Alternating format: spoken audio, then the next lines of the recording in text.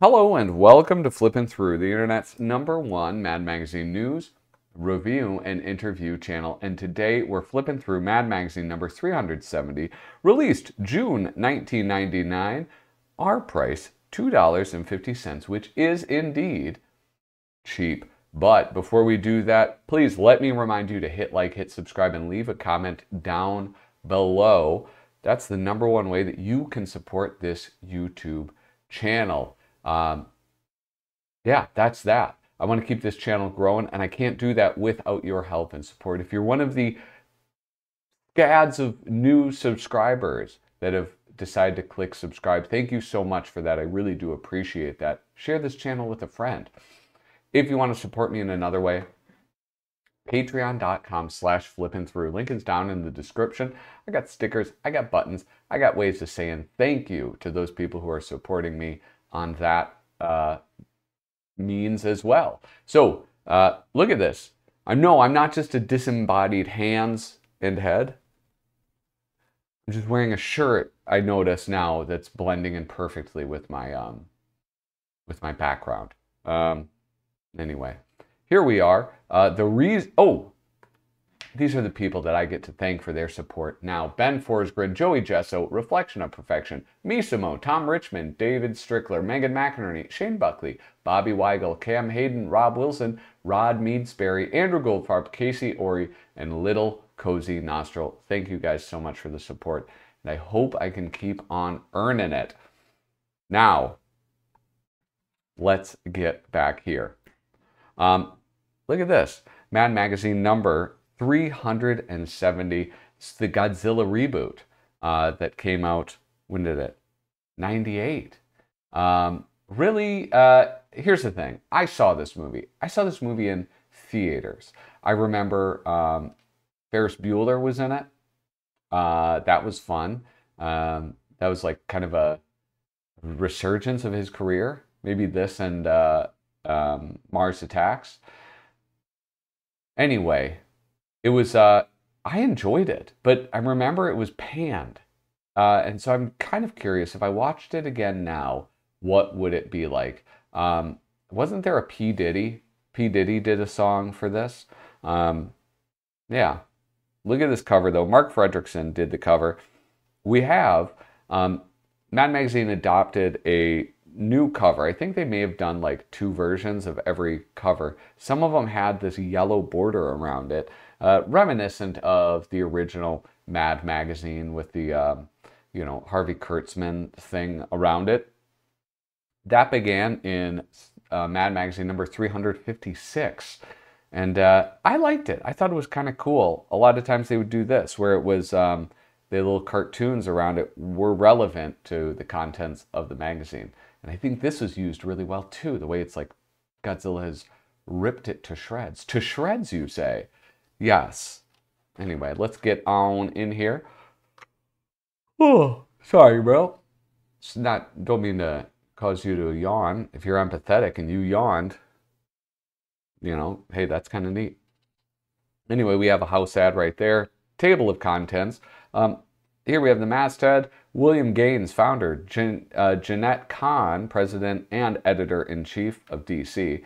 Paul Levitz, executive vice president and publisher of DC.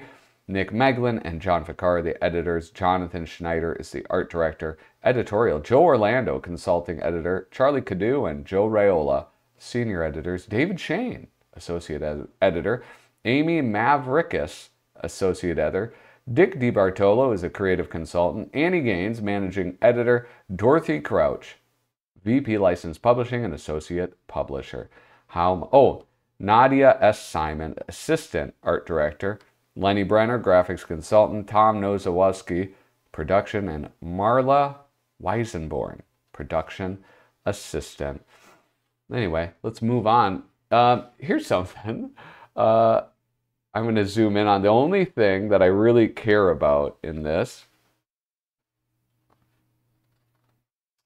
Is this, the celebrity snaps. Gene Phillips of Great Falls, Virginia, sent in this very curious snapshot of himself, Miss Mia Farrow, 2 issues of Mad in which Miss Farrow appears on the covers and a big burly bodyguard that Miss Farrow obviously hired to keep the likes of Jean the hell away from her. Although we may be mistaken, right after this photo was taken, it is rumored that Miss Farrow offered to adopt Jean. We don't know what was finally decided, but we do have a tip for Jean Farrow, nay Philip. Stay out of the attic with the Woodman. Congrats on your 1-year subscription to Mad.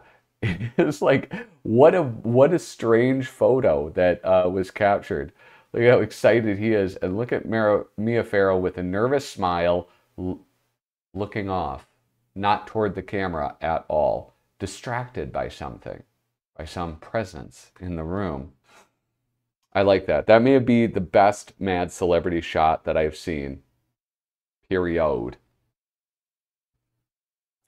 Here we have It Got Silly, the Godzilla spoof, parody. And look we got Jean Reno. Jean Reno was in this movie? We got this guy. Is that the guy who always plays a gangster? Am I going to have to look up IMDb? We have, what's his face? Matthew Broderick. That's the name I couldn't remember before. Yeah, I just remember all of the criticism. This was awful. This is a terrible movie. But you know what I remember most? Is this, the design of Godzilla. Stupid, sexy Godzilla. Yeah, people didn't like it. It was more like a humanoid body almost. Really, I don't know. I wasn't bothered by it. But a lot of people really did not like sexy Godzilla. Too slim, too svelte, too many popping muscles. I can relate. That's a criticism that I get often. Hot trends come and go. Today's navel ring is in and tomorrow it's out. Or should we say it's innie and outie? Ha! Currently, cigars are the hottest thing since ankle tattoos and caffeinated spring water. No supermodel worth her coked up rock star boyfriend would dare be seen without one. How can you tell the temporary trendies from the dedicated Churchill chompers? Simple, just look for the symptoms illustrated in the following articles we like to call Only a True Cigar Lover. Artist and writer, John Caldwell. I guess this makes sense to me. Yeah, now that I think about it, as a kid, I would see a lot of people smoking cigars. You had like people like, what's his name? Michael Jordan, he would be smoking a cigar. Cigars are a weird culture. I don't know how popular they are right now. I smoke cigars. I like them. I have a little humidor. But yeah, he actually captured a lot of things about cigar smokers in this.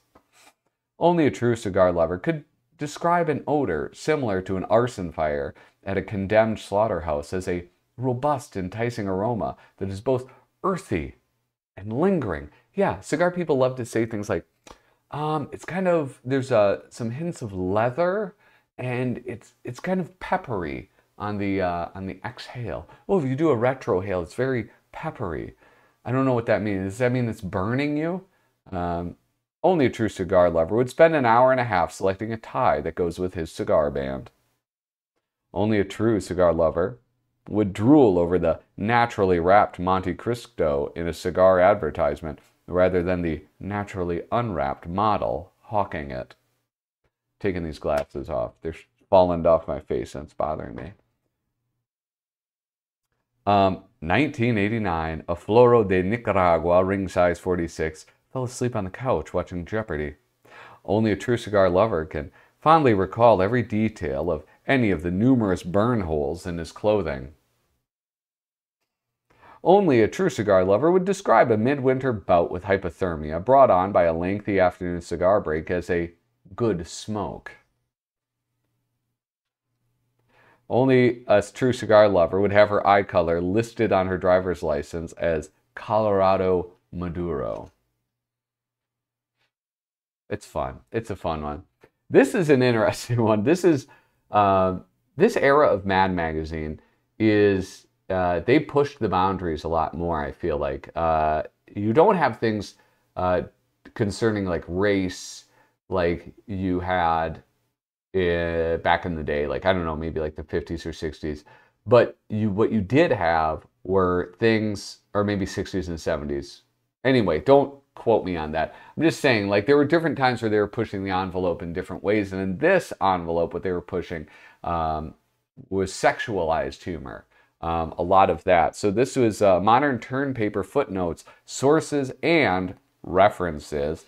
This is Zach B. Slacker, Sociology 102.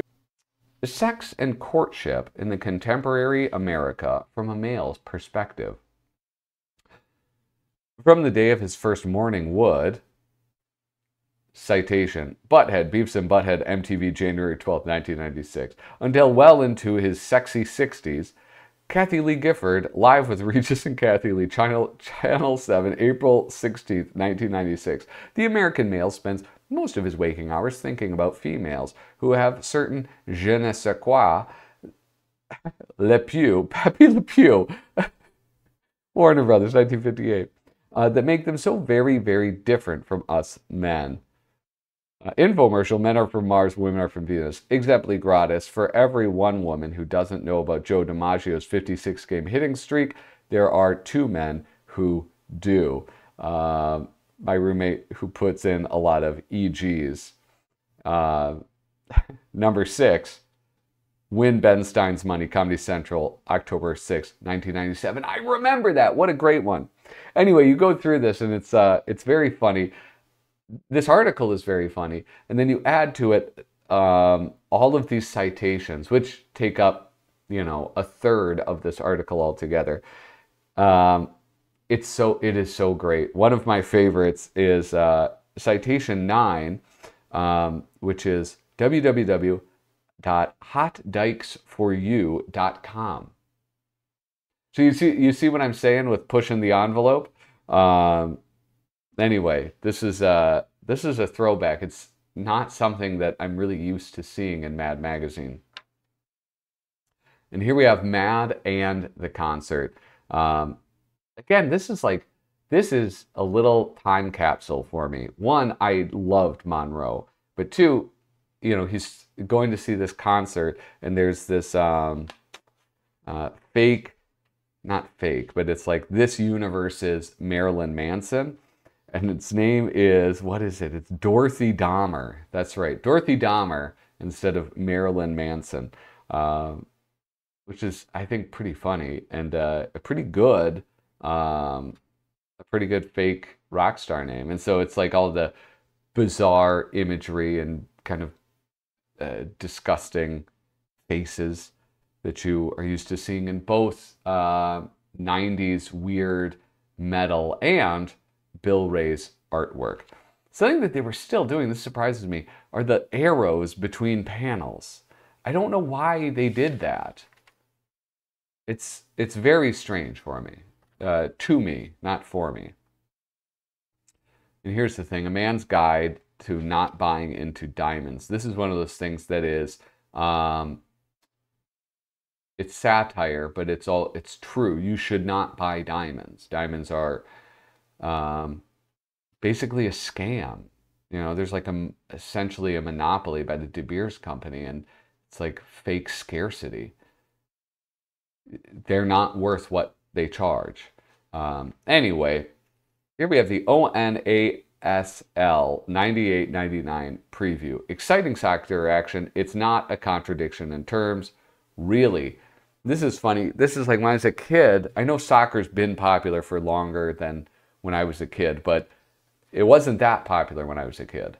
I'll say that. And there were these jokes about soccer. And now what is soccer doing? Soccer is soon going to eat the lunch of football and basketball. As far as worldwide audiences, it does, but they're coming for America too. Sorry, guys. I don't like soccer. I'm not really a big sports nut, but, you know, they're pretty popular. Nobody calls it lame anymore. Here we have the Oakland bitter free agents. Returning stars Gianni the illegal immigrant Viroli, Pegleg Johnson Jr., head coach Pegleg Johnson Sr., home field is Alcatraz, Strengths, trendy purple teal uniforms. Weaknesses, inability to run, kick, or bounce ball off their heads. Note of interest, this is the team's first full season in Oakland after moving from Cincinnati during their halftime of their 10th game last summer. I'll tell you what, though, I feel like this article is just about as exciting as soccer. Know what's redeeming it? This beautiful Tom Bunk artwork. So let's just do that. Let's admire some Tom Bunk artwork. The New Jersey Soot, the Ottawa Opponents. It's for our Canadian audience members. There's a lot of Canadians that watch this channel, just so you know. And here we have the Phoenix Bluebirds. The Phoenix Bluebird. What's weird is Phoenix is already a bird. Much like Monroe, I can't tell you how much I loved Melvin and Jenkins, especially having grown up with Highlights magazine and reading Goofus and Gallant. Or, as I called it when I was a kid, Goofus and Gallant, until my father corrected me. Melvin and Jenkins' Guide to Amusement Parks. Jenkins thinks shooting the clown's mouth until the balloon breaks is a great way to have fun and win prizes. Melvin thinks shooting the clown's mouth is a great way to have fun and avoid long lines in the bathroom. Oh, you should know, this is friend of the show, Desmond Devlin did this writing. Desmond Devlin is great. He's so awesome. And his potty humor is like watching Michelangelo paint. Jenkins minds the warning signs, instructing fun-goers not to stand up while the ride is in motion. Look at him sitting down. Melvin. The core of Melvin's lawsuit is that no one at the park specifically told him that he should not undo his seatbelt and jump onto the roller coaster coming in the opposite direction. Yeah, one of the best parts of this, aside from the writing, is Kevin Pope's artwork. I think that this is just, it's great. It's just so, I just love the fit of Melvin and Jenkins and the way that he portrays them. Absolutely beautiful. I'll do a few more. Jenkins goes home all sweaty, smelling of stale popcorn with a little bit of vomit on his shoes, but happy. Melvin usually arrives at the park that way.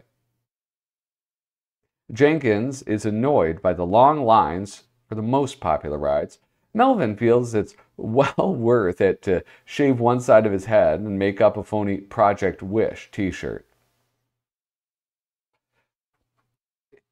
It's funny because it's like that people do that.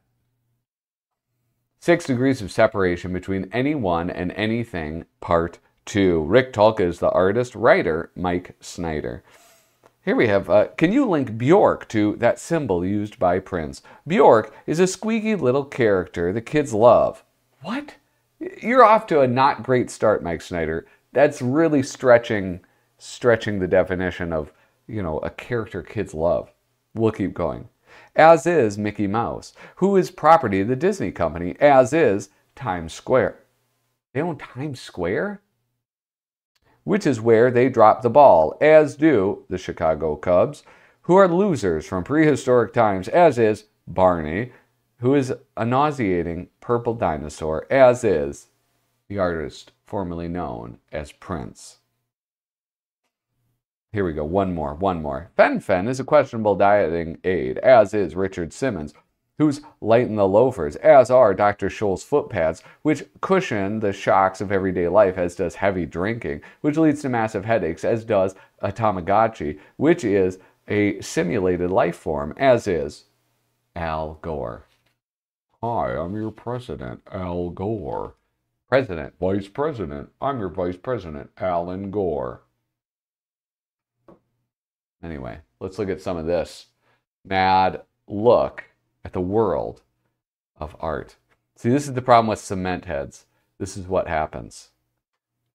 Can't tell you how many times Kyle Bridget has called me up and said, "Oh, you wouldn't believe this artwork that I've just done." And he shows me a picture and it's a blank canvas. And he realizes that he didn't do the artwork.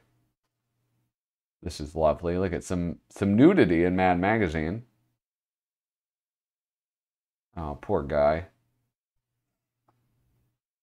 Here we have this art gallery. I like that. Uh, this this is very funny. It's like the psychology of, I don't know, just psychology of people. What the fuck does that even mean? Psychology of people. What am I trying to say? You know, just trying to people pleasing, right? Who knows? Look at this. Ba-ba-boom. Oh my God. Wait, is that some inserts of some mad staff up there? Oh my gosh. That's horrifying.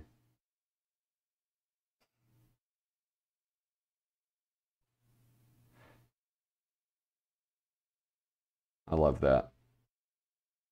I'm sorry, this is like I'm not even commentating on this. It's hard to. It's hard to commentate when it's just something that you look at. Here we have the lighter side of. I'm not going to commentate on that either. I'm sorry. I know you guys are really hoping I would. Here we have some George Woodbridge going going hard into the 90s. Mad's Viewer's Guide to Recurring Personality Types on Fox News. On Fox's Cops, not on Fox News. Recurring personality types on Fox News is a very, very different one. Minimum wage security guard who thinks he's hot stuff. Yep, I'm the one who dialed 911, but don't call me a hero. I'm just doing my job. The borrower of friend's car with a broken window and screwdriver in ignition. My friend's name? Ricky. No, Sammy. No, wait. It's Alex. Yeah. Damn, I told Alex to get this ignition fixed. A drunk driver convinced he can outsmart 4 sober cops. Listen, what's your big obsession with stray lines? Suppose people just like to walk. Funny. I kind of do a southern accent every once in a while with these. Homeboy with drugs, guns, and stolen car accusing police of hassling him just because I'm black. I knew it. This is Rodney King all over again.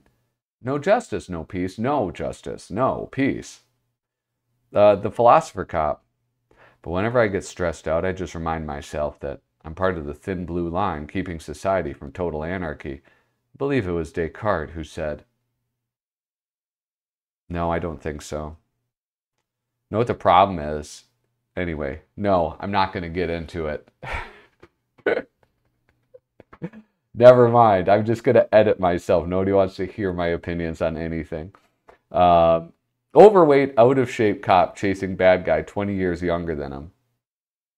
And then finally, handcuffed moron beating his head against inside of patrol car window. You know, that's like, you know, desperation. That's what that is.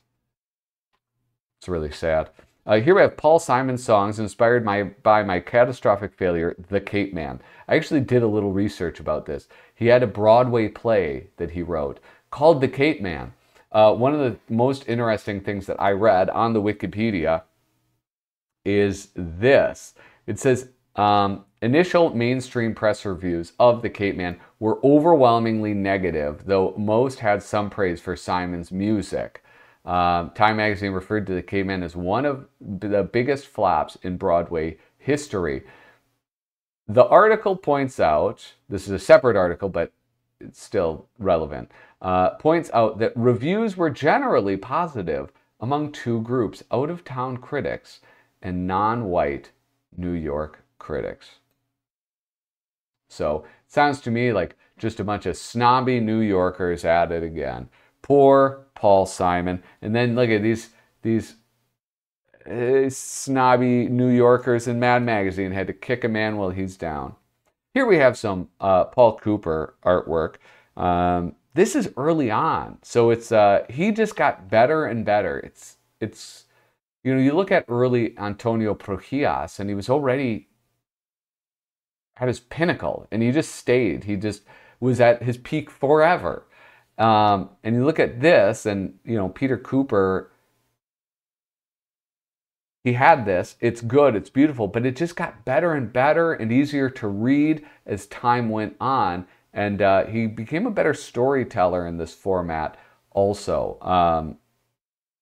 It's really cool to look back and see some of the stuff. Here we have essentially an ad. Godzilla Takes Manhattan. What would you call this? A mad look at Godzilla, but it's Duck Edwing. And this is after the time where Sergio Aragones essentially owns a mad look at. Oh my God, look at the size of that thing. It's a monster. Must be 30 stories high. Damn that Godzilla, and they'll never find a pooper scooper big enough to handle that baby. It's a big old turd. Now I was trying to figure out this one. Tokyo, you're way off. You should have made a left at South America. But if he made a left, if he's coming from, sort of like east to west, a left would actually send him up to like Mexico, right? Because South America is extremely far west. It's more west than the United States. So I don't really, this doesn't make sense. That's my problem with it. And here we have Mort Drucker with Allie's Appeal. And Ally McBeal spoof. These caricatures of like Callista Flockhart, is that her name? It's amazing that I remembered that. Are you guys kidding me? What amazing recollection I have. Look at, there's Frasier and his brother. And the dancing baby. Jeez Louise. What a delight. Here we have Mad's pop-off video. I'm going to skip over that because we have this, one of my favorites. Mad's celebrity cause of death betting odds. Herman Mejia, not the artist on this, unfortunately. Godzilla, deadly bacterial infection from wading up New York's East River, 2-1. Mugged on the way to New York premiere of his movie, 3-1. Chokes while trying to swallow Rosie O'Donnell's head whole, 5-1. Killed by Rodan and Mothra out of jealousy over successful movie career comeback, 13-1. Mysteriously dies while in New York City police custody, 16-1. Gruesome failed attempt to mate with the Statue of Liberty, 25-1. And then we have this. This one has been folded in, so I will fold it. This is one of those fold-in fake-outs where you think it's going to be Godzilla. What hideous beast is running out of control in our country? Lies, half-truths, phony sources, the news media. Oh, the more things change, the more they stay the same.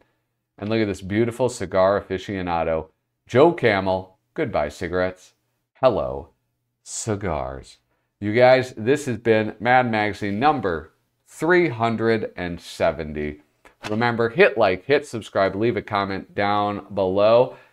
If you've watched all the way to the end, say this. You love me. You really love me. Anyway, thanks so much for watching. Toodaloo.